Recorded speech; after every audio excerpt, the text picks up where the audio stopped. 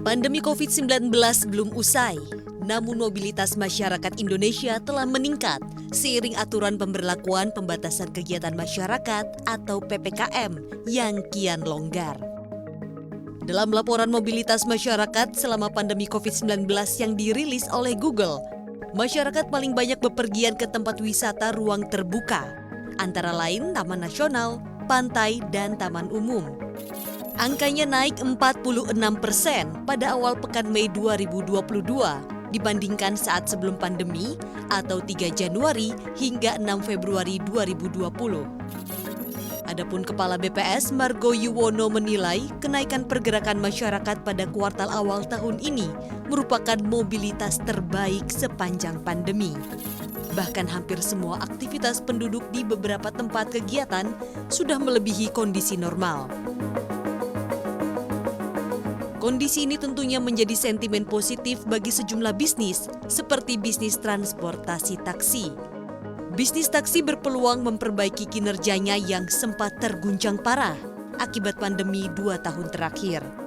Namun masa pemulihan ini dipenuhi tantangan besar, mulai dari kenaikan harga komoditas minyak, inflasi yang bisa menggerus daya beli, hingga krisis chips industri mobil. Lalu bagaimana strategi bisnis taksi untuk bisa mengembalikan masa kejayaannya lagi? Untuk membahasnya, Talk to Titans kali ini akan mengajak Anda berbincang dengan Direktur Utama PT Bluebird Tbk, Sigit Djoko Sutono.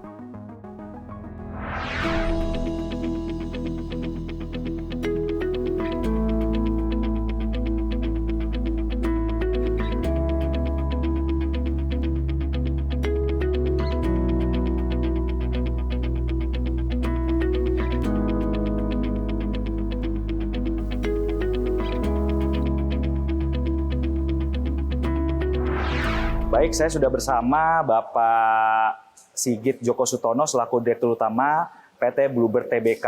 Pak Sigit, untuk pertanyaan awal nih Pak, saya ingin bertanya bagaimana perjalanan karir awal Bapak sehingga sekarang bisa menduduki pucuk pimpinan di Bluebird, Pak. Mungkin bisa diceritakan, Pak. Ya, cerita menarik itu. Awalnya itu saya masuk di Bluebird ini sebagai staff yang nerima telepon. Jadi kita terima telepon dari customer, handle order, lalu kirim ke pengemudi. Itu awal ceritanya. Kenapa saya senang waktu masuk di situ? Karena saya senang memang dengan komputer begitu ya. Jadi ini alat komputer pertama. Jadi akhirnya coba belajar, bermain di situ, dan akhirnya memang banyak berkecimpung dalam dunia pemesanan taksi. Nah, awal-awal itu kita mulai pesan taksi, sistem dispatching, kembangkan sistem, lalu berubah menjadi order-order yang masuk ke digitalisasi. Itu umur berapa Pak? Bapak mulai, padahal Bapak keluar dari keluarga pendiri Bluebird, tapi Bapak memulai usaha sebagai operator, Pak. Itu umur berapa Pak? Tahun berapa tuh Pak? Mulainya waktu memang setelah lulus sekolah ya. Tapi sebelum-sebelumnya ya saya sering aja datang, lihat. Dulu kan di kantor itu kan tempat juga bekerja gitu ya. Jadi saya sering lihat gimana caranya mereka mengirim kendaraan, terima telepon. Jadi sudah biasa. Jadi begitu saya sudah selesai sekolah, saya coba mulai masuk, jadi pengalaman. Begitu, ya diomelin tamu, taksi nggak datang-datang gitu. Ini gimana nih? Belum bisa jawab, kasih aja gitu orang lain gitu ya dulu ya. Itu orang tua gimana tuh Pak ngeliatnya Pak? Dibiarin aja Pak? Bapak bekerja sebagai operator atau? Memang begitu. Jadi di Bluebird ini kita diajarkan untuk memang memulai dari awal yang paling banyak dilakukan staffnya begitu. Jadi supaya mengerti di Bluebird ini operationnya seperti apa. Karena kalau di Bluebird itu banyaknya memang pengiriman taksi ataupun mengelola taksi ataupun mengelola order ya. Nah, jadi memang kita harus mengerti operationnya supaya kita bisa mengerti permasalahan di luar operation itu supaya bisa melayani tamu. Jadi di encourage lah. Pak, balik lagi ke belakang nih Pak. Bagaimana sih Pak permulaan awal mula Bluebird ini berdiri Pak? Saya dengar dari mulai 2 mobil, Bapak bisa cerita gitu Pak? Nah, jadi Bluebird mulai itu sebelum Bluebird ada, kita mulai itu dengan 2 taksi. Itu taksi gelap. Jadi sepeninggalan almarhum Profesor Djoko Sutono, kita mendapatkan 2 kendaraan. Waktu itu almarhumah Ibu Djoko harus berusaha menghidupi anak-anaknya. Itu kakek dan nenek Bapak ya Pak? Ya. Nah itu mereka akhirnya berpikir keras gimana caranya. Dari jualan batik, dari jualan telur, Akhirnya dapat mobil, ya kita sewa mobil lah gitu. Nah, mulailah mobil itu jalan dengan penerimaan melalui telepon. Kita jual ke tamu-tamu, pakai referensi biasa. Habis itu dapat tamu pelanggan, dapat referensi. Oh, kita terima telepon, kita bagi lagi ke pelanggan yang lain. Kalau nama kerennya sekarang word of mouth gitu ya. Mulut ke mulut ya Pak? Mulut ke mulut kenalnya. Habis itu waktu Jakarta mulai membuka izin untuk taksi, di tahun 72 kita apply, dapatlah 25 izin taksi pertama. Itulah yang kita namakan Bluebird. Sebelumnya itu taksi gelap yang kita sebut Chandra Taksi, karena dulu almarhum bapak saya namanya Chandra, dia yang terima telepon. Oh, ini Chandra Taksi. Habis itu paman saya Purnomo jadi supirnya, bawa. Jadi semua keluarga itu waktu dulu memang mulai dari bisnis Dari bawah ya Pak? dari bawah. Berarti apa yang Bapak lakukan itu juga dimulai sama orang tua Bapak itu sebagai operator juga Pak di taksi Pak ya? Perusahaannya kalau nama kerennya sekarang kan startup dulu ya, startupnya begitu. Baru mulai lah, baru jalan. Ya memang hanya cuma 2 kendaraan. Ya kita mulai mencoba berkembang dari situ. Ada izin taksi, ada izin bus, mulai tambah izin eksekutif taksi, itu berjalan terus. Pak Sigit, inovasi itu kan salah satu kunci Pak untuk mempertahankan bagaimana bisnis ini bisa terus eksis Pak. Begitu juga dengan Bluebird di tengah bukan gempuran, ibaratnya gelombang digitalisasi Pak, gelombang teknologi. Bagaimana Bapak mempertahankan inovasi-inovasi untuk mempertahankan Bluebird ini sehingga bisa eksis seperti sekarang Pak? Bicara inovasi itu cukup luas ya. Inovasi bisa di segala bidang. Benar. Jadi tapi inovasi biasanya related dengan teknologi banyak ya. Nah, dari awal Bluebird kita bagi itu inovasi bisa cukup banyak. Pertama, inovasi yang mudah terlihat adalah dari inovasi secara fisiknya. Mobil, kendaraan, ataupun bus dan yang lainnya. Ini mobil Holden Torana ini termasuk salah satu inovasi pertama Bluebird. Kenapa? Karena waktu itu mobil-mobil yang ada kan mobilnya besar-besar. Kita coba ambil mobil Holden Torana yang saat itu produk yang terbaik saat itu ya. Ada. Kedua, dari inovasi kendaraan ini kalau dilihat di dalamnya itu nggak ada AC, tapi kita pasang AC pertama. Nah, itu bisa disebut inovasi. Ya, kalau ingat zaman dulu AC-nya cuma ada di depan sebelah kiri, betul, gitu betul, kan. betul. Ya, kalau nggak AC-nya buka kaca gitu kan. Nah, itu inovasi juga. Lalu argometer.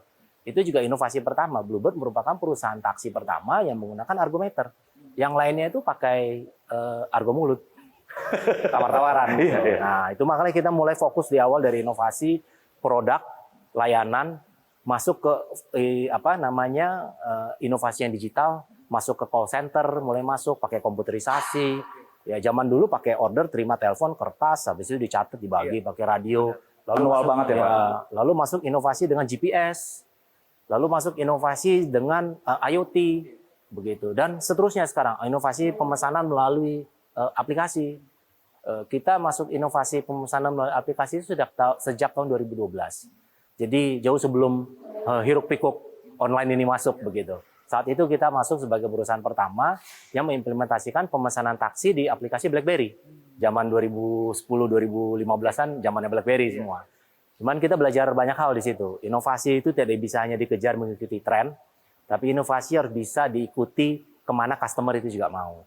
Jadi harus ada hasilnya. Inovasi teknologi saja satu sisi bagus, tapi balik lagi kalau memang tidak ada yang pakai, akhirnya inovasi jadi percuma. Pak, jadi memang kalau saya dengar cerita Bapak itu, Bluebird ini memang dibangun dari perusahaan yang benar-benar keluarga. Jadi di rumah itu semuanya itu adalah pengurus Bluebird, Pak, dari sejak Bapak kecil ya, Pak ya? Ya, memang semuanya banyak berkecimpung ya, begitu. Tapi pasti ada yang fokusnya di A, fokusnya di B, begitu. Tapi semuanya cukup banyak terekspos dengan bisnis-bisnis Bluebird. Sehingga begitu kita masuk, kita sudah tahu setengah, Paham ya, Pak. paham setengah, tapi kita sudah harus lebih jauh lagi dalam gitu ya. Siapa Sigit? Kita selesaikan dulu segmen pertama ini. Untuk segmen selanjutnya kita akan mengulas bisnis Bluebird di tengah pandemi dan pasca pandemi ini, Pak Sigit ya. Oke, Pak. Mari kita Pak, kita ngobrol di ruangan Bapak, boleh Pak ya? Di atas Pak? Boleh. Oke, ya Pak, mari Pak.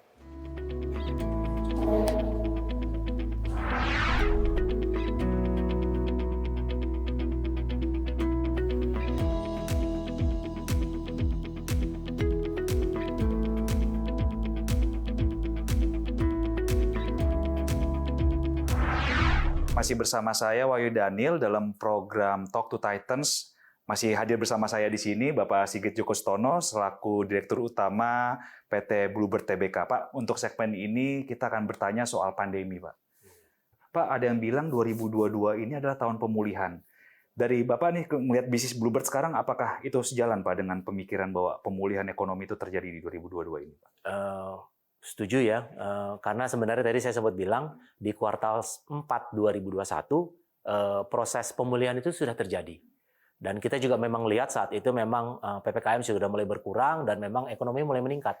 Jadi 2022 ini saya cukup yakin proses ekonomi akan mulai pulih. Permasalahannya adalah seberapa cepat pulihnya, dan seberapa cepat ini pengusaha ataupun penyedia jasa dan yang lainnya ini meng-capture demand-nya. Karena bisa tiba-tiba lompat tinggi, tapi pada saat yang bersamaan kita juga tetap harus hati-hati. Bisa jadi kejadian yang sebelumnya kita tidak harapkan, ada yang hal-hal yang lain. Jadi pada saat kita mau ngegas, kaki kita juga siap-siap harus ngerem lebih cepat. Itu pelajarannya. Tapi mudah-mudahan proses yang kita pelajari itu sudah cukup siap kita untuk bisa menghadapi 2022 ini. Nah, pemerintah ini kan Menteri-Menteri Ekonomi Pak bilang kan setelah pandemi ini usai ada sebuah masalah baru Pak. Inflasi di mana-mana karena tiba-tiba demand-nya melonjak, suku bunga naik, terus ada krisis geopolitik perang di Rusia yang akhirnya membuat harga-harga komoditas naik, termasuk misalkan BBM Pak, BBM atau energi yang menjadi salah satu faktor penting dalam bisnis transportasi. Bapak bagaimana melihat kondisi sekarang Pak? Itu yang saya bilang, itu faktor makro. Jangan salah fokus terhadap problem yang ada di luar, tapi kita harus bisa baca dan kita siasati. Kita lihat impact-nya apa. Kalau memang inflasi naik, daya beli berkurang, biaya-biaya yang lainnya meningkat, ya kita pertama harus lakukan efisiensi. Ya, karena harga tidak bisa kita kontrol, tapi kita bisa kontrol apa yang kita beli. Ya, efisiensi, proses lebih baik. Kedua, tentunya kita harus melihat antara supply dan demand. Efisiensi itu bisa jadi memang banyak hal ya, bisa memang kita naikkan harganya, atau kita kurangi biayanya, atau kita sesuaikan supply-nya. Karena suatu saat kalau misalnya punya kendaraan banyak tapi nggak jalan, itu juga nggak efisien ya. Kita juga harus sesuaikan. Tapi tentunya saya berharap inflasi di sini di Indonesia tidak terlalu tinggi ya, sehingga daya belinya masih bisa gradually naik. Tapi memang itu tantangan global sih sama ya, karena banyak sekali didorong oleh faktor di luar ya, dan kayaknya kita sulit memprediksi saat ini, tapi kita harus siap antisipasi langkah-langkah apa saja. Nah, salah satu langkahnya memang digitalisasi, karena sedikit banyak digitalisasi itu akan mengurangi biaya operasional. Nah, itu penting karena skalanya bisa kita perbanyak dengan biaya yang lebih efisien. Pak, kalau soal harga energi bagaimana nih Pak? Ada keinginan atau harapan nggak sih Pak dari Bluebird Pak? Apakah misalkan kita lihat kan ada energi yang lebih murah seperti gas gitu ya Pak, yang selama ini juga mungkin sudah dipakai sama pengemudi-pengemudi Bluebird, dan di beberapa armadanya sudah memakai gas di tengah ancaman kayaknya nih harga BBM kan minyak khususnya Pak lagi dalam tren naik gitu Pak. Nah, bagaimana Pak harapan seorang Sigit Joko Sutono melihat kondisi ini Pak? Kita ada saat ini ada hampir 2.000 armada lebih menggunakan BBG ya. Kita juga ada hampir 30 unit kendaraan menggunakan listrik. Kami tentunya melihat mana sumber energi yang lebih murah, antara listrik, BBG, ataupun solar, ataupun Pertalite ya. Nah, kita akan melakukan beberapa langkah untuk mengembangkan energi-energi yang memang lebih murah ini. Kita punya sustainability vision untuk mengurangi karbon, untuk mengurangi emisi kita. Jadi jumlah kendaraan listrik akan kita tambah. Jumlah yang menggunakan kendaraan BBG akan kita perluas juga, begitu. Tapi waktu yang bersamaan kita juga tetap harus mengajarkan pengemudi-pengemudi kita untuk bisa menggunakan energi lebih efisien, karena itu juga bisa membantu cara mengemudi, cara jalannya itu bisa mengurangi impact ya. Tapi tentunya kita perlu tahu ya BBM-nya berapa, baru kita bisa atur ya berapa gitu. Tapi Pak, dari perhitungan Bapak, energi yang paling murah untuk sekarang ini di sektor transportasi itu apa Pak? Gas ya Pak? Ya listrik ya, kalau dihitung satu liter listrik comparable-nya itu jauh lebih murah daripada 1 liter gas. Paling mahal lagi adalah ya Pertamax dan yang lainnya. Hanya problemnya kendaraan listrik itu belinya mahal, investasinya besar, infrastrukturnya nggak ada. Jadi ininya bagus, ininya jelek gitu. Yang ininya bagus, ini jelek. Jadi harus kita kombinasi memang.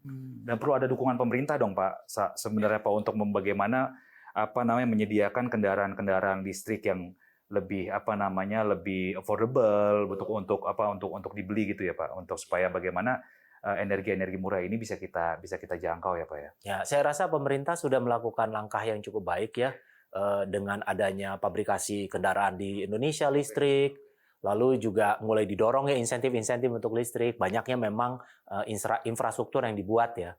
Hanya memang butuh lebih luas lagi. Penggunanya harus bisa harga kendaraan itu harus bisa lebih murah. Nah, sekarang ini harga listrik itu masih cukup mahal kendaraannya ya. Benar-benar. Dan infrastruktur SPBU listriknya juga belum banyak gitu ya Pak ya. Ya, orang yang mau beli mobil listrik itu belum tentu yang beli mobil pertama, biasanya mobil yang kedua atau ketiganya gitu. Nah, Pak, terakhir nih Pak di segmen ini Pak. Sekarang kalau kita lihat Pak pergerakan saham Bird itu Pak, Bluebird Pak, tiba-tiba tuh ada kenaikan gitu Pak, lompatan. Itu ada ekspektasi apa sih Pak menurut Bapak? Apakah memang bisnis sudah sedemikian pulih sehingga investor di pasar ngelihat ada confidence gitu Pak untuk kembali masuk ke saham Bluebird atau bagaimana? Bagaimana Bapak melihatnya? Apakah Bapak baru ketemu sama investor-investor untuk meyakinkan bahwa bisnis ke depan itu bagus? Ada cerita apa sih Pak di balik itu Pak?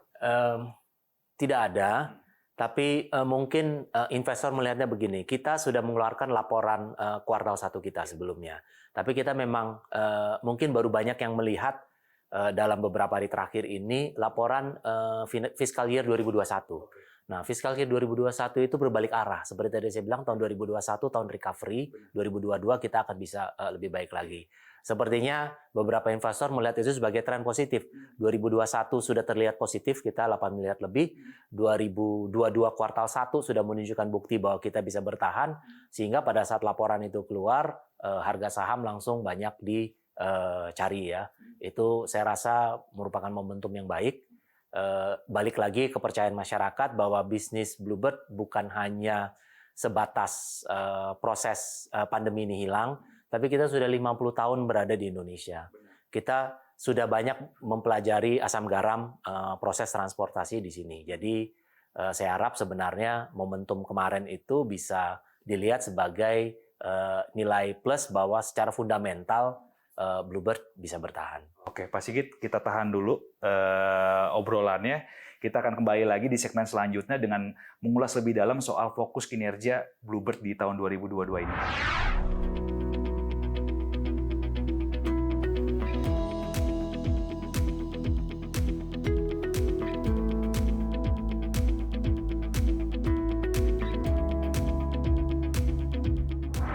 Baik pemirsa, balik lagi bersama saya Wahyu Daniel dalam program Talk to Titan CNBC Indonesia. Masih bersama saya Pak Sigit Joko Sutono selaku Direktur Utama PT Bluebird Tbk. Kali ini kita akan membahas fokus kinerja Bluebird di tahun 2022. Pak, bagaimana Pak fokus kinerja Bluebird di tahun 2022 yang disebut tahun pemulihan ini Pak? Apa rencana Pak Sigit? Pertama kita perlu siapkan untuk recovery ya, karena kami yakin 2022 ini bisnis akan kembali pulih. Kedua, problem-problem yang ada sebenarnya kita harus fokus pada peningkatan dan mempertahankan pelayanan. Jadi kita fokus pada mempersiapkan recovery ini masuk pada saat yang bersamaan dengan pelayanannya kita perlu tingkatkan. Karena dengan kembalinya demand ini, permintaan customer itu makin kritis. Karena kebutuhannya mungkin bisa melonjak sangat tinggi atau tiba-tiba turun lagi. Nah, pada saat yang bersamaan fokus kita juga selain harus recovery, peningkatan pelayanan, kita juga harus tetap waspada.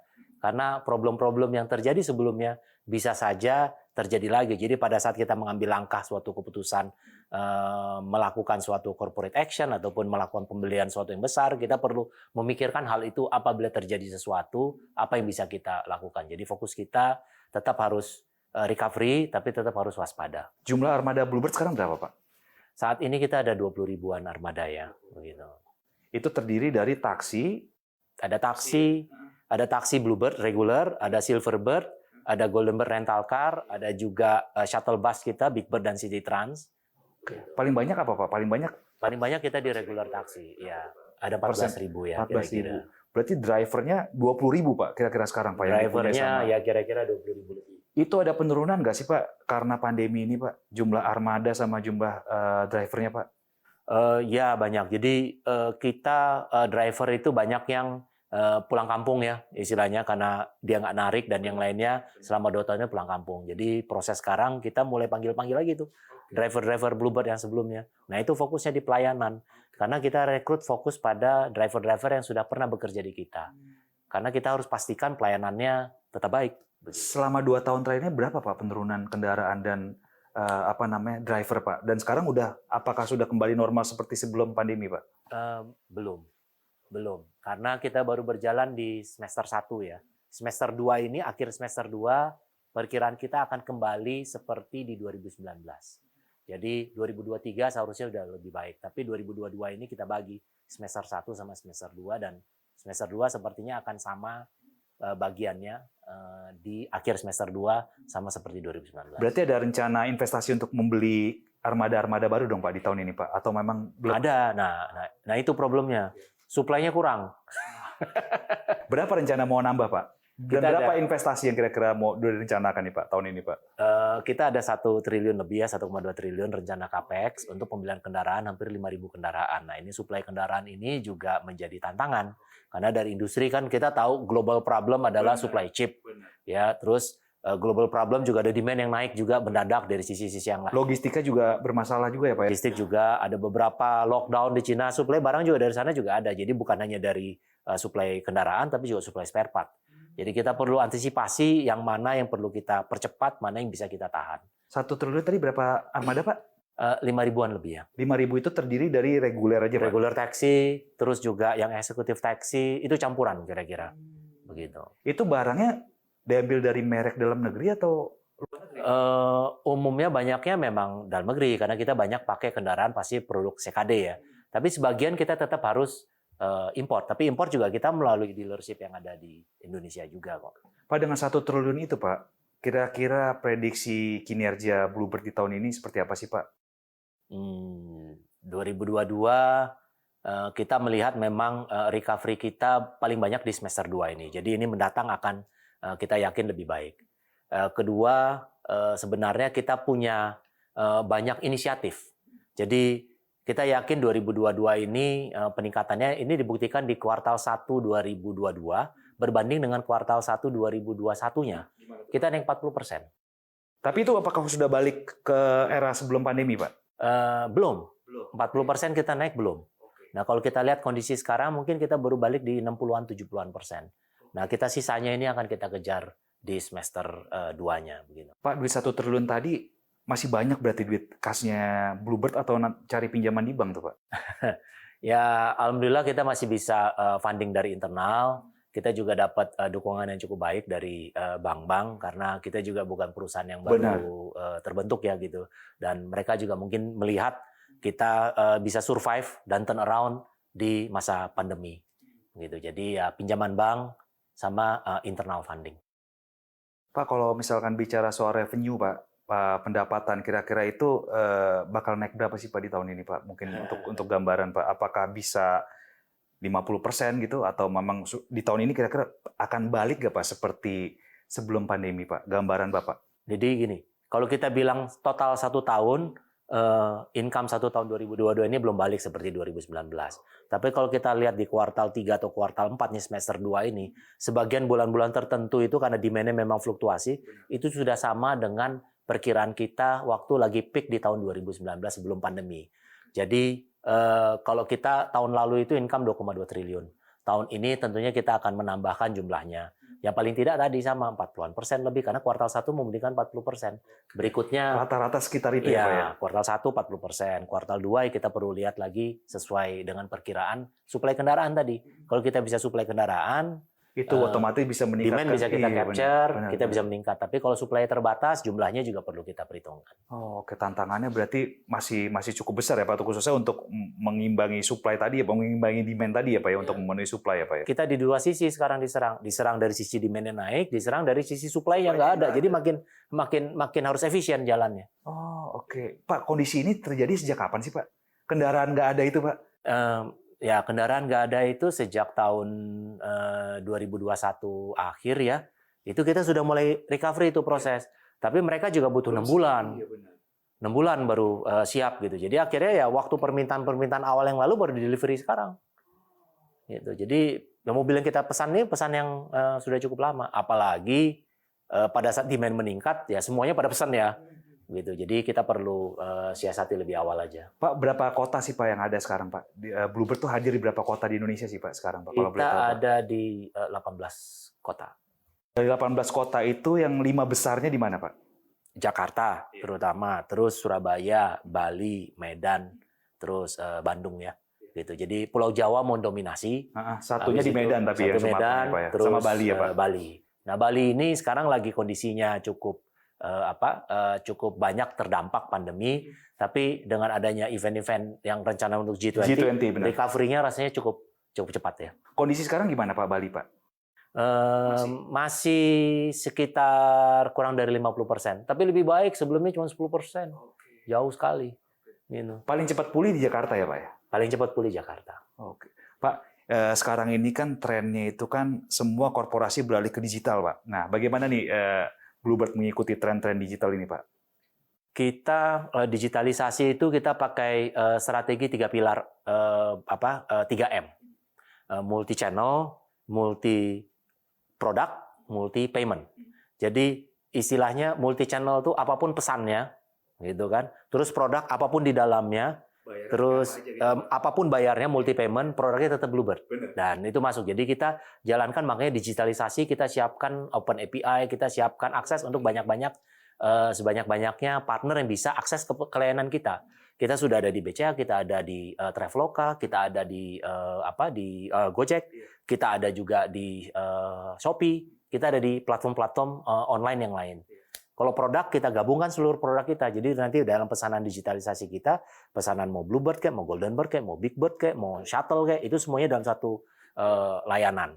Lalu payment mau bayar pakai cash tetap bisa, karena seingin-inginnya semua punya digitalisasi, tetap aja ada market bayar cash. Lalu bayar pakai non tunai, pakai kartu kredit, pakai GoPay, pakai T-Cash, pakai ShopeePay, dan pakai yang lain-lainnya, Kris, itu bisa kita adaptasi. Dan kita siap juga untuk pembayaran model-model yang lainnya. Jadi 3 pilar itu adalah dasar transformasi digital kita. Jadi sekarang bayarnya udah nggak perlu cash ya Pak? Bisa macam-macam ya Pak ya? Bisa macam-macam. Oke. Pak, kalau boleh tahu Pak, berapa banyak sih Pak transaksi nih Pak, transaksi penggunaan armada Bluebird dalam sehari itu berapa sih Pak sekarang Pak? Bisa kelacak nggak situ Pak dengan teknologi Pak? Terlacak semuanya. Kita tahu naik di mana, turun di mana. Iya, gitu. benar. Kita tahu customer-nya apa gitu. Tapi itu dengan digitalisasi ya Pak ya? Dengan digitalisasi, karena kita semua unit kita kan sekarang sudah terinstall IoT ya. Jadi kita bisa tahu, apalagi kalau dia sudah pakai akses digital. Jadi kita bisa kita bisa analisa untuk memperbaiki layanan kita terhadap dia. Berarti digitalisasi ini sangat membantu meningkatkan bisnis dari Bluebird dan pelayanan tadi ya Pak ya? Betul, itu baru satu pilar dari sisi digitalisasi, tapi kita fokus terhadap pilar yang lainnya adalah people development.